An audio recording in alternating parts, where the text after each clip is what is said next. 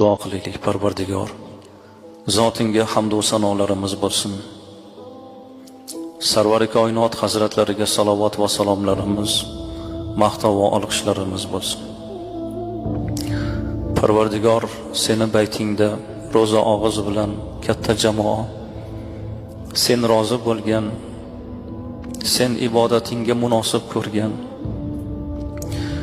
iymon amriga muvofiq hayotni o'tayotgan bu jamoa, bularni barchasini jannat ahlidan qil.